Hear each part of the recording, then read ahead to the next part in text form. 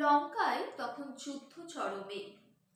একদিকে ধর্মের প্রতীক রাম এবং তার অদম্য সহচর লক্ষ্মণ এবং অগণিত বানর সেনারা, অপরদিকে অহংকারের অন্ধকার রাক্ষসরাজ রাবণ। রাবণ বুঝতে পেরেছিলেন তার পতন অবশ্যম্ভাবী, কিন্তু শেষ আঘাতটি সে নিজে নয়, করাতে চেয়েছিলেন গোপনে তার প্রাচীন মিত্র পাতালের অধিপতি অহিরাবণকে দিয়ে। অহিরাবণ শুধু রাক্ষস নয়, তিনি ছিলেন তান্ত্রিক সাধনার তীব্র ও ভয়ঙ্কর অধিকারী। তার যজ্ঞ ছিল রক্ত পিপাসু। এক গভীর নিশীতে যখন যুদ্ধবিরতির ক্লান্তি শিবির জুড়ে নেমে এসেছে, তখনই আঘাত হানে অহিরাবণ। মায়াবী ছদ্মবেশে সে শিবিরে প্রবেশ করে। রক্ষীরা বিভ্রান্ত হয়, বাতাস ভারী হয়ে ওঠে তন্ত্রমন্ত্রের শক্তিতে। মুহূর্তের মধ্যেই রাম ও লক্ষ্মণ অচেতন হয়ে পড়েন, আর কেউই কিছু বুঝতে পারার আগেই তারা হয়ে যায় অদৃশ্য।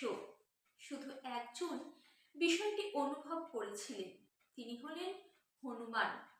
হনুমান যখন দেখেন যে তার প্রভু শ্রীরাম এবং লক্ষ্মণ শিবিরে উপস্থিত নেই, তখন তিনি বসেন ধ্যানে এবং ধ্যানের মাধ্যমে জানতে পারেন রাম যে অহিরাবণ তার রাম এবং লক্ষ্মণকে নিয়ে গেছেন পাতালে। এরপরে হনুমান সমুদ্র ভেদ করে চলে যান পাতালে শ্রীরাম এবং লক্ষ্মণকে বাঁচাতে। কিন্তু সেখানে গিয়েও হনুমানের দেখা হয় এক চরম আকার দৈত্যের সাথে। তাকে যুদ্ধে পরাজিত করে হনুমান পৌঁছে যান অহিরাবণের দরবারে। পাতাল ছিল যেন এক ভিন্ন জগৎ, অন্ধকার, ভারী, তন্ত্রশক্তিতে পরিপূর্ণ। অন্তঃপুরে পৌঁছে তিনি দেখলেন বিশাল এক যজ্ঞ মণ্ডপ, মাঝখানে বাঁধা আছে রাম এবং লক্ষ্মণ। চারিদিকে প্রজ্বলিত অগ্নিশিখা। অহিরাবণ মন্ত্রোচ্চারণ করছেন, কিন্তু তাকে হত্যা করা এত সহজ নয়। এই রাম লক্ষ্মণের পাঁচ দিকে চলছে পাঁচটি রহস্যময় প্রদীপ, পূর্ব, পশ্চিম, উত্তর, দক্ষিণ এবং আকাশমুখী পাঁচটি প্রদীপ। হনুমান বিষয়টি বুঝতে না পেরে অহিরাবণেরই আরাধ্য দেবী পাতালচণ্ডীর কাছে প্রার্থনা করে। এরপর মা পাতালচণ্ডী হনুমানকে পথ দেখান। অহিরাবণের স্ত্রী ছিলেন রাম ভক্ত, তাই হনুমান ছলনা করে অহিরাবণের রাজপুরীতে প্রবেশ করলে তার স্ত্রীর কাছ থেকে জানতে পারেন যে এই পাঁচটি প্রদীপ একবারে ফু দিয়ে নিভিয়ে দিলেই অহিরাবণের বধ সম্ভব। এছাড়া অহিরাবণের বধ কিছুতেই সম্ভব নয় এবং সূর্য ওঠা মাত্রই অহিরাবণ বলি দিবেন রাম লক্ষ্মণকে। আর যদি তিনি এই বলি কাজ সম্পন্ন করেন, তবে অহিরাবণ হয়ে উঠবেন অমর, তাকে হারানোর ক্ষমতা আর কারোর থাকবে না। হনুমান অহিরাবণের স্ত্রীর কাছ থেকে এটি জানতে পেরে পুনরায় মা চণ্ডীর কাছে প্রার্থনা করেন। মা চণ্ডী এটা ভালো মতন জানতেন যে অহিরাবণ যা করছে সেটা ভুল, আর তাই জন্যই মা চণ্ডী পথ দেখান হনুমানকে।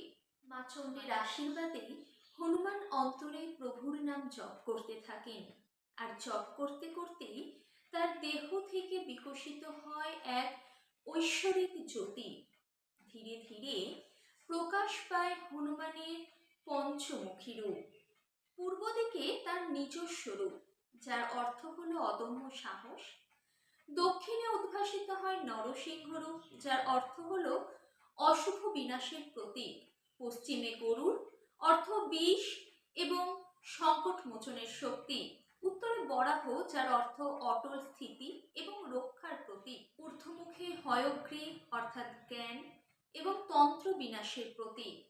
পাঁচ মুখ, পাঁচটি দিক, এক সংকল্প। একই সঙ্গে পাঁচ দিকের শ্বাস প্রবাহকে সংগঠিত করে আঘাত হানেন হনুমান। মুহূর্তের মধ্যেই একসাথে নিভে যায় 5টি প্রদীপ। অহিরাবণ তন্ত্রশক্তি ভেঙে পড়ে এবং তার অহংকার চূর্ণ হয়ে যায়।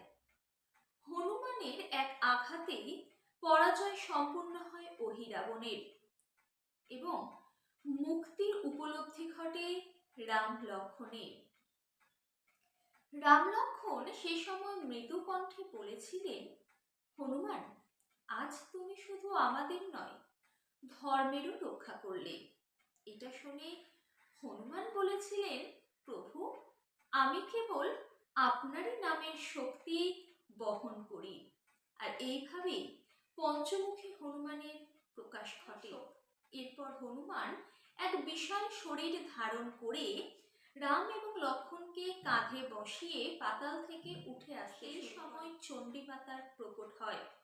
চণ্ডীমা বলেন, অহিরাবণ ছিল আমার পরম ভক্ত, কিন্তু তার মৃত্যু ঘটেছে, তাই এবার থেকে আমার পুজো কে করবে? এই কথা শুনে হনুমান চণ্ডীমাতাকে পাতাল থেকে মর্তে নিয়ে এসে মালদার এক স্থানে প্রতিষ্ঠা করেন, যা বর্তমানে পাতাল চণ্ডী নামে পরিচিত। এখানেই মা চণ্ডী পাতাল চণ্ডী রূপে পুজো পেতে থাকে। মা পাতাল চণ্ডীর রহস্যময় গল্প আমি আরেকদিন বর্ণনা করব। তবে এই পঞ্চমুখী হনুমানের 5টি রূপের 5টি প্রতীক রয়েছে। তা হল শক্তি, ভক্তি, প্রজ্ঞা, সাহস এবং ধর্মরক্ষা। এই 5টি প্রতীক হল হনুমানের 5টি রূপের প্রতীক। জীবনের 5টি অন্ধকার, যেমন ভয়, অজ্ঞান, অন্ধকার, মায়া, পাপ, এই 5টি অন্ধকারকে নিভিয়ে দেয় এই 5টি প্রতীক। আর হনুমানের পঞ্চমুখের দ্বারা এই 5টি অন্যায়ের বিনাশ ঘটে প্রতিষ্ঠা হয় 5টি প্রতীকের।